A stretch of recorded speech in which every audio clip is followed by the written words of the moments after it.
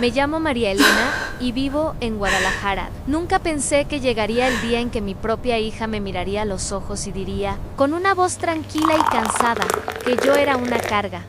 No lo gritó, no lloró, no discutió. Lo dijo como quien enumera un problema práctico, algo que hay que resolver cuanto antes. Y en ese instante, sentí que mi existencia estorbaba incluso en la casa que yo misma había construido con años de trabajo y sacrificio. Recuerdo perfectamente ese momento. Estábamos en la cocina. Yo había preparado café, como siempre. Ella estaba de pie, mirando el celular, y yo hablaba de cosas simples. Una gotera en el techo, el precio del mercado, el dolor en mis rodillas. De repente suspiró, levantó la vista y dijo: mamá, ya no puedo con esto. Eres una carga para mí. El silencio que siguió fue más cruel que cualquier insulto. Sentí vergüenza de estar allí, de respirar, de ocupar espacio.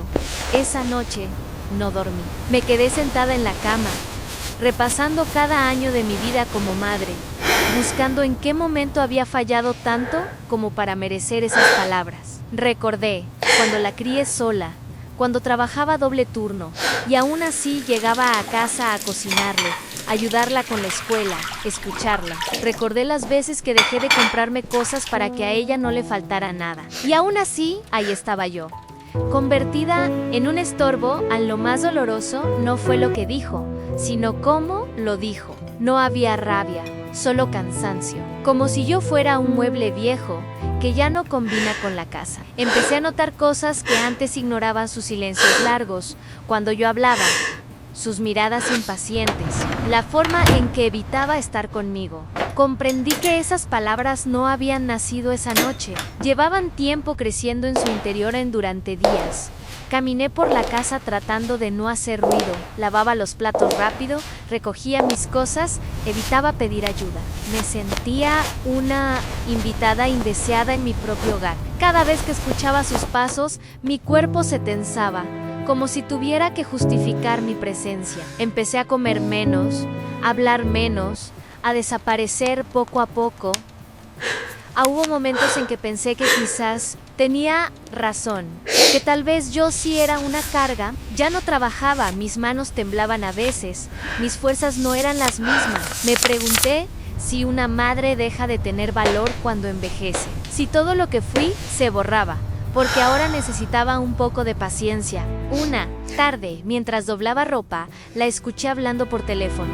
Reían, decía que no podía hacer planes porque tenía que cuidar a su mamá. Lo dijo con ese tono que mezcla obligación y fastidio. Cerré los ojos. Fue ahí cuando algo se rompió definitivamente dentro de mí. No lloré. Sentí algo peor: resignación. En esa noche me miré en el espejo y casi no me reconocí. Vi a una mujer encorvada, con ojeras profundas, con la mirada apagada. Pensé: en esto me he convertido. Me di cuenta de que no solo estaba siendo una carga para ella, también lo estaba haciendo para mí misma. Había aceptado un lugar que no merecía. Empecé a recordar quién había sido antes de convertirme solo en mamá, antes de que mi vida girara alrededor de otra persona. Recordé mi fuerza, mis decisiones, mi dignidad, y por primera vez en mucho tiempo sentí algo parecido a enojo. No contra mi hija, sino contra mí, por haber permitido que me borraran al día siguiente. Ella volvió a decir algo parecido, no con esas palabras exactas, pero con gestos, con suspiros, con silencios. Y ahí entendí que si yo seguía allí, encogida y pidiendo permiso para existir, nada iba a cambiar. Tenía dos opciones: desaparecer lentamente o dejar de ser una carga de la única forma que aún estaba en mis manos. Si estás escuchando mi historia y en algún momento te sentiste tratado como un estorbo por alguien a quien amas, me gustaría saber desde dónde me escuchas y si alguna vez viviste algo parecido. A veces, escribirlo o decirlo en voz alta alivia más de lo que creemos. Y si decides quedarte conmigo un poco más, vas a entender que fue exactamente lo que hice después de esa noche frente al espejo, porque esa decisión, aunque silenciosa, cambió el rumbo de mi vida y dejó a muchos sin palabras. Salir de esa casa no fue un capricho, ni una venganza. Fue una manera de salvarme antes de que yo misma me terminara de borrar. Crucé la puerta con una bolsa pequeña en la mano y el corazón pesado, como si cada paso me arrancara una parte de la vida que conocía. No dejé una carta. No porque no tuviera palabras, sino porque ya había explicado demasiado con mi silencio durante años. Yo no debía justificarme por elegir respirar en los primeros días. Los viví como si caminara sobre vidrio. Me quedé en casa de una amiga de juventud, Rosa, una mujer de esas que no hacen preguntas innecesarias cuando notan que la respuesta duele. Me abrió la puerta y me dio una cama sin exigir explicaciones. Agradecí eso más de lo que puedo describir, porque en mi casa, con mi hija, cada gesto mío parecía necesitar permiso. Dormía poco. Me despertaba sobresaltada, esperando escuchar la voz de Lucía, suspirando en el pasillo, o el golpe de una puerta cerrándose con irritación. Al principio... mi cuerpo seguía reaccionando como si yo aún estuviera bajo juicio. Me levantaba temprano, hacía todo rápido, recogía mi plato de inmediato, hablaba bajito. Rosa me miraba y me decía: «Aquí no molestas, María Elena», pero yo llevaba la culpa metida en los huesos. Hubo noches en que pensé que me había equivocado, aunque quizá sí era una carga, que quizá una madre vieja debe aguantarlo todo porque así es la vida. Y entonces me invadía el miedo a quedarme sola de verdad, porque una cosa es estar sola en una casa que conoces, y otra muy distinta es estar sola sintiendo que ya nadie te necesita. Pero poco a poco, algo empezó a aflojar. Por primera vez en mucho tiempo pude servirme café sin prisa, sin escuchar un suspiro de fastidio detrás de mí. Pude sentarme a mirar por la ventana sin sentir que estaba perdiendo el tiempo. Pude caminar despacio sin que alguien me apurara. Son cosas pequeñas, pero para mí fueron enormes, porque me devolvían dignidad, me devolvían el derecho a existir sin pedir disculpas. En un día, mientras barríamos el patio, Rosa me dijo algo que me dejó quieta con la escoba en la mano. «María Elena, tú no eres una carga». ¿Te hicieron creer eso, Anne? Esa frase se me clavó en el pecho, no por dolor, sino porque era verdad. Yo había pasado tanto tiempo adaptándome para no estorbar, que había olvidado cómo se sentía ser tratada como persona. En esa misma semana, me animé a ir al centro a hacer algo que llevaba años postergando: revisar mis papeles, mis documentos, mis cuentas. No porque mi hija me los hubiera quitado, sino porque yo misma había dejado de mirarlos, como si mi vida administrativa ya no fuera mía, como si mi existencia dependiera de alguien más. Y mientras caminaba por Guadalajara, con mi bolsa apretada contra el cuerpo, me di cuenta de algo inquietante. Durante años, yo no había vivido, había sobrevivido. Decidí buscar trabajo no por desesperación económica inmediata, sino por una razón más profunda. Quería demostrarme que aún podía sostenerme.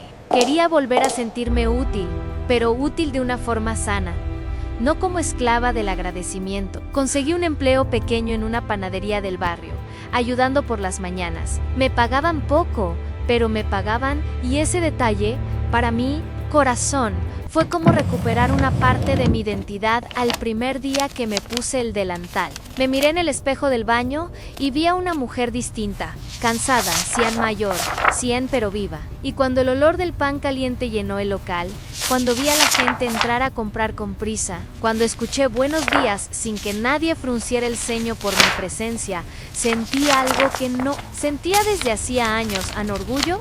Aún así, el dolor no desapareció.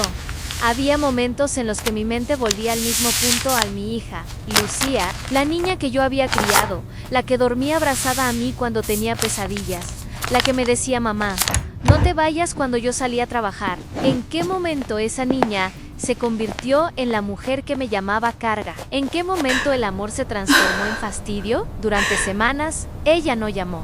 Y eso dolía de una manera difícil de explicar. No era solo tristeza, era una especie de vacío que me dejaba sin aire. Me sorprendía a mí misma mirando el celular como si fuera un animal herido, esperando una señal. Y me enojaba conmigo, porque yo no podía volver a mendigar cariño en un domingo. Rosa me invitó a comer con su familia. Estaban sus hijos, sus nietos, gente riendo, hablando alto, pasando platos de mano en mano. Yo me senté al borde de la mesa, como siempre lo hacía, intentando ocupar el menor espacio posible. Y entonces, el hijo de Rosa, un hombre de 30 y tantos, me sirvió un plato y me dijo con naturalidad: María Elena, aquí usted es bienvenida. Siéntase en su casa, Emi. Quedé con la cuchara en el aire. Quise llorar. No por la frase, sino porque me di cuenta de lo poco que me había sentido bienvenida en mi propia casa, últimamente. Esa noche, cuando volví a la habitación, tomé una decisión silenciosa. No iba a volver a ser pequeña para que alguien se... Me llamo María Elena y hoy sé algo que me costó décadas entender. No basta con que una hija diga perdón, si en el fondo sigue creyendo que tu vida le pertenece. Después de aquella conversación en el café, Lucía empezó a llamarme, con más frecuencia, más amable, más cuidadosa, pero también más interesada. Sus preguntas ya no eran sobre mí, eran sobre la casa. Mamá, ¿dónde guardabas las escrituras? Mamá, ¿a nombre de quién está exactamente? Mamá, ¿y si vendemos? Sería lo mejor. Al principio pensé que era preocupación, hasta que una tarde, al volver a la panadería, Rosa me mostró un mensaje que la dejó inquieta. Una vecina le había dicho que vio a un hombre tomando fotos de mi casa y hablando con Lucía en la puerta. Sentí un frío en la espalda que me devolvió de golpe a la realidad. Esa noche fui a mi antigua casa sin avisar. No por impulso, sino por necesidad. Me paré frente a la puerta y vi un detalle que me rompió el alma. La cerradura no era la misma. Toqué. Lucía abrió con esa cara de sorpresa que solo tiene quien cree que controla la historia. ¿Qué haces aquí? Entré sin pedir permiso. La sala estaba distinta. Faltaban cosas. En la mesa había papeles y sobre esos papeles mi nombre escrito. Más de una vez, como si mi vida fuera un trámite, tomé el documento con manos firmes. Era un borrador de venta. No estaba firmado por mí, pero ya tenía avances, cifras, fechas, nombres. Me giré hacia Lucía y por primera vez no sentí miedo, sentí claridad. ¿Ibas a vender mi casa? Lucía intentó explicarse rápido, diciendo que era por mi bien, que yo necesitaba un lugar más pequeño, que con ese dinero podíamos estar tranquilas, pero en su voz escuché lo que siempre estuvo escondido. Ella no quería cuidarme, quería resolverme. Respiré hondo y dije lo más difícil que una madre puede decir sin gritar: yo no soy un problema que se resuelve, soy tu madre. Saqué del bolso una carpeta que llevaba semanas preparando, copias de mis documentos, asesoría legal, una notificación simple pero poderosa. Cualquier movimiento sobre la casa sin mi consentimiento tendría consecuencias. Lucía se quedó quieta, como si recién entendiera que yo ya no era la mujer que se encogía para no molestar. Te perdoné por llamarme carga, le dije, pero no voy a permitir que me borres para quedarte con lo que es mío. Si quieres una relación conmigo, será con respeto. Si no, yo también sé cerrar puertas. Lucía lloró, y por primera vez, sus lágrimas no me manipularon, porque yo ya había aprendido que el amor sin límites se vuelve una cadena. Me fui de esa casa, con la espalda recta, no por orgullo, sino por dignidad. Al día siguiente, cambié yo la cerradura. Volví a colgar mis fotos, recuperé mis cosas, y sí, recuperé mi casa. Pero lo más importante fue otra cosa: amé. Recuperé a mí, a Noé y Lucía, y yo seguimos hablando, pero desde un lugar nuevo. Ella aprendió que una madre no es eterna, pero tampoco es desechable. Y yo aprendí que no nací para ser carga de nadie, ni siquiera de la culpa.